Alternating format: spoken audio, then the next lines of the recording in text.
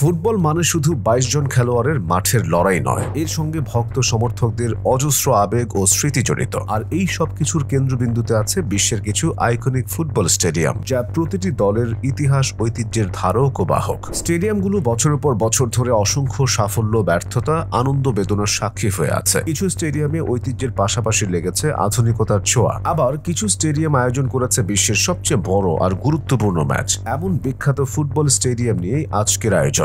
Signal Iduna park, Germany. ৮১,৩৬৫ জন দর্শক ধারণ ক্ষমতার সিগন্যাল ইদুনা পার্ক জার্মানির সবচেয়ে বড় স্টেডিয়াম। বরুসিয়া ডর্টমুন্ডের এই মাঠ হলুদ প্রাচীরের জন্য সুপরিচিত, যা দাঁড়িয়ে খেলা দেখার জন্য ইউরোপের মধ্যে বড় গ্যালারি। দর্শকের টইটুম্বুর থাকলে সিগন্যাল ইদুনা পার্ককে হলুদ সমুদ্র মনে হয়। এই স্টেডিয়াম বরুসিয়া ডর্টমুন্ডের বুন্দেসলিগা শিরোপা জয় ও চ্যাম্পিয়ন্স লিগের বেশ কয়েকটি স্মরণীয় রাতের সাক্ষী। Allianz Arena, Germany. Iconic football স্টেডিয়ামগুলোর মধ্যে সর্বাধুনিক ও সবচেয়ে বেশি সুযোগ সুবিধা সম্পন্ন ভেন্যু আলিয়াঞ্জ অ্যারেনা। জার্মানির সফলতম ক্লাব বায়ার্ন মিউনিখের এই স্টেডিয়াম নিঃসন্দেহে দেশটির সেরা। ২০০৫ সালে নির্মিত এই স্টেডিয়ামের দর্শক ধারণ ক্ষমতা ৭৫,০২৪ জন। স্টেডিয়ামটির আকৃতি ও স্থাপত্য শৈলীর কারণে দর্শকেরা সেখানে অন্যরকম এক প্রাণবন্ত পরিবেশের সৃষ্টি করতে পারেন। লা বোম্বোনেরা, আর্জেন্টিনা। আর্জেন্টিনার রাজধানী বুয়েন্স আইরেসে অবস্থিত লা বোম্বোনেরা ডিয়েগো ম্যারাডোনার ক্লাব বোকা জুনিয়র্সের মাঠ। ১৯৪০ সালে নির্মিত এই স্টেডিয়ামের দর্শক ধারণ ক্ষমতা ৫৭,২০০। আকৃতিগত সাদৃশ্যের কারণে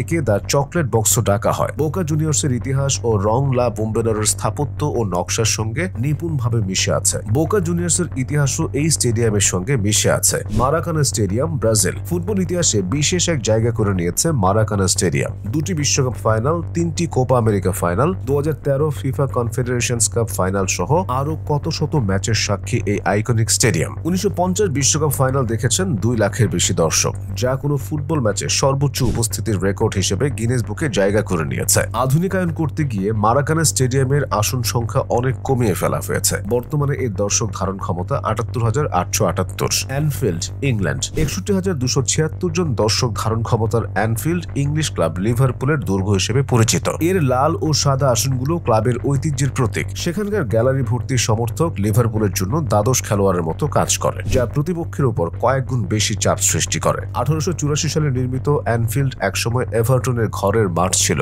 ১৮৯২ সালে লিভারপুল ক্লাব প্রতিষ্ঠার পর থেকে স্টেডিয়ামটি তারা হোম ভেন্যু হিসেবে ব্যবহার করে আসছে। সান সিরো, ইতালি। ৭৫,৮১৭ দর্শক ধারণ ক্ষমতার সান সিরোকে এক নামে চেনেন সবাই। মিলান শহরের বিখ্যাত দুই ক্লাব এসি মিলান ও ইন্টার মিলানের ঘরের মাঠ এটি। ১৯৩৪ বিশ্বকাপের একটি সেমিফাইনাল, ১৯৯০ বিশ্বকাপের উদ্বোধনী অনুষ্ঠান সহ ৬ ম্যাচ, 4টি চ্যাম্পিয়ন্স লিগ ফাইনাল সহ আরো অনেক গুরুত্বপূর্ণ ম্যাচ আয়োজন করেছে San Siro. Camp Nou, Spain. Lionel মেসির জাদু সবচেয়ে বেশি দেখা গেছে যে মাঠে, সেটাই ক্যাম্প নো। বার্সেলোনার এই দুর্গ দর্শক ধারণ ক্ষমতার দিক থেকে ইউরোপের বৃহত্তম স্টেডিয়াম। সংস্কার কাজ শুরুর আগে একসঙ্গে ৯৯,৩৫৪ জন দর্শক ক্যাম্প নুতে বসে খেলা দেখতে পারতেন। সংস্কার কাজ শেষ হলে ক্যাম্প নো এর আসন সংখ্যা বেড়ে হবে ১,০৫,০০০ জন।